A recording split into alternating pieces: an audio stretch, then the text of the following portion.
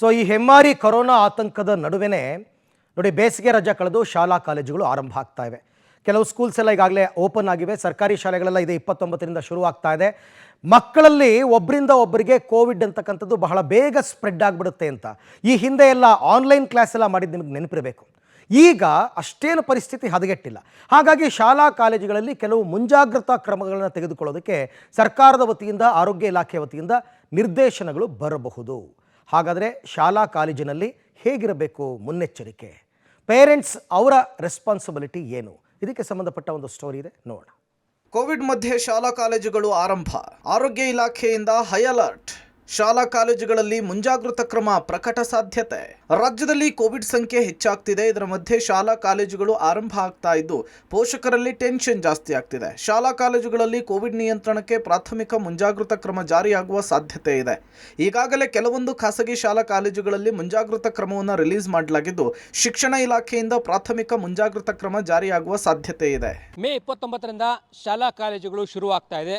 ಇದರ ಮಧ್ಯೆ ಕೋವಿಡ್ ಸಂಖ್ಯೆ ಕೂಡ ಹೆಚ್ಚಾಗ್ತಾ ಇರುವಂಥದ್ದು. ಕೋವಿಡ್ನ ಆತಂಕದ ಮಧ್ಯೆ ಶಾಲಾ ಕಾಲೇಜು ಶುರುವಾಗ್ತಾ ಇರೋ ಹಿನ್ನೆಲೆಯಲ್ಲಿ ಒಂದಷ್ಟು ಪ್ರಾಥಮಿಕ ಮಾರ್ಗಸೂಚಿಗಳನ್ನು ಹೊರಡಿಸುವ ಸಾಧ್ಯತೆ ಇದೆ.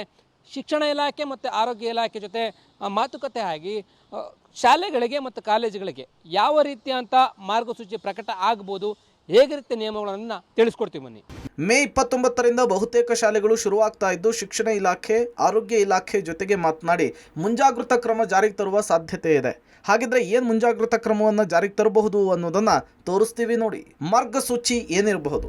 ಶಾಲಾ ಆವರಣದಲ್ಲಿ ಶಿಕ್ಷಕರು, ವಿದ್ಯಾರ್ಥಿಗಳು ಕಡ್ಡಾಯವಾಗಿ ಮಾಸ್ಕ್ ಅನ್ನು ಧರಿಸುವುದು, ಪ್ರಾರ್ಥನೆ, ಊಟದ ಸಮಯದಲ್ಲಿ ಸಾಮಾಜಿಕ ಅಂತರವನ್ನು ಕಾಯ್ದುಕೊಳ್ಳುವುದು, ಆರೋಗ್ಯದಲ್ಲಿ ವ್ಯತ್ಯಾಸ ಇರೋ ವಿದ್ಯಾರ್ಥಿಗಳು, ಶಿಕ್ಷಕರು, ಸಿಬ್ಬಂದಿಗಳು ಶಾಲೆಗೆ ಬಾರದಂತೆ ಸೂಚನೆ ಕೊಡೋದು, ಆರೋಗ್ಯದ ತೊಂದರೆ ಇರುವಂತಹ ವಿದ್ಯಾರ್ಥಿಗಳಿಗೆ ಪ್ರತ್ಯೇಕವಾದಂತಹ ಕೊಠಡಿಯಲ್ಲಿ ಇರಿಸೋದು, ಶಾಲಾ ಕಾಲೇಜುಗಳಲ್ಲಿ ಸ್ಯಾನಿಟೈಸರ್ ಬಳಕೆ ಮಾಡೋದು, ಶಾಲಾ ಶೌಚಾಲಯ, ಕುಡಿಯುವ ನೀರಿನಲ್ಲಿ ಶುಚಿತ್ವ ಕಾಪಾಡಲು ಆದ್ಯತೆ ಕೊಡೋದು. ಇನ್ನು ಈ ಬಗ್ಗೆ ಆರೋಗ್ಯ ಸಚಿವ ದಿನೇಶ್ ಗುಂಡೂರಾವ್ ಪ್ರತಿಕ್ರಿಯಿಸಿದ್ದು, ಸ್ಕೂಲ್ ಓಪನ್ಗೆ ಇನ್ನೂ ಟೈಮ್ ಇದೆ, ಇನ್ನೂ ಈಗಲೇ ನಿರ್ಧಾರ ಮಾಡಲ್ಲ, ಒಂದು ವಾರ ನೋಡಿಕೊಂಡು ಸ್ಕೂಲ್ ವಿಚಾರದಲ್ಲಿ ಏನು ಮಾಡಬೇಕು ಅಂತ ನೋಡ್ತೇವೆ ಅಂತ ಹೇಳಿದ್ದಾರೆ. ಸ್ಕೂಲ್ ಇನ್ನೂ ಸಮಯ ಇದೆ. ನಾನು ಹೇಳಿದ್ನಲ್ಲ, ಇನ್ನೊಂದು ಮುಂದಿನ 3-4 ದಿವಸ ನಾವೆಲ್ಲ ಕಡೆ ನೋಡಿ 4 ದಿವಸ 5 ದಿವಸ ನಂತರ ಮತ್ತೆ ಏನು ಮಾಡಬೇಕು ಅಂತ ನಾನು ತಿಳಿಸ್ತೀನಿ. ಈಗಲೇ ಆ ವಿಷಯದ ಬಗ್ಗೆ ನಾವೇನು ತೀರ್ಮಾನ ತಗೊಂಡಿಲ್ಲ. ಶಾಲಾ ಕಾಲೇಜುಗಳಲ್ಲಿ ಕೊರೋನಾ ನಿಯಂತ್ರಣಕ್ಕೆ ಒಂದಷ್ಟು ಮುಂಜಾಗ್ರತಾ ಕ್ರಮಗಳನ್ನು ಬಿಡುಗಡೆ ಮಾಡಲಿಕ್ಕೆ ಈಗ ಹೊರಡ್ತಾ ಇರುವಂಥದ್ದು. ಶಿಕ್ಷಣ ಇಲಾಖೆ ಮತ್ತು ಆರೋಗ್ಯ ಇಲಾಖೆ ಸಮಾಲೋಚನೆಯನ್ನು ಮಾಡಿ ಯಾವ ರೀತಿಯಾದಂಥ ನಿಯಮಗಳನ್ನು ಜಾರಿ ಮಾಡಿದ್ರೆ ಒಳ್ಳೆಯದು ಎನ್ನುವಂಥದ್ರ ಬಗ್ಗೆ ನಿರ್ಧಾರವನ್ನು ಕೈಗೊಳ್ತಾರೆ. ಪ್ರಾಥಮಿಕವಾಗಿ ಬರ್ತಕ್ಕಂಥ ನಿಯಮಗಳಲ್ಲಿ ಮಾಸ್ಕನ್ನು ಅಳವಡಿಸುವಂಥದ್ದು, ಸಾಮಾಜಿಕ ಅಂತರ ಕಾಯ್ದುಕೊಳ್ಳೋದು, ಸ್ಯಾನಿಟೈಸರ್ ಅಳವಡಿಸುವಂಥದ್ದು, ಈ ರೀತಿಯಾದಂಥ ನಿಯಮಗಳನ್ನು ಹೊರಡಿಸಬೇಕು ಅಂತೇಳಿ ಚಿಂತನೆಯನ್ನು ನಡೀತಾ ಇರುವಂಥದ್ದು.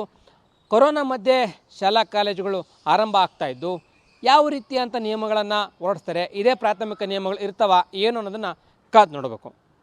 ಕ್ಯಾಂಪಸ್ನ ಸಚಿನ್ ಜೊತೆ ಲೋಕೇಶ್ ಕೊಡದಲ್ಲ, ಪಬ್ಲಿಕ್ ಟಿವಿ ಬೆಂಗಳೂರು.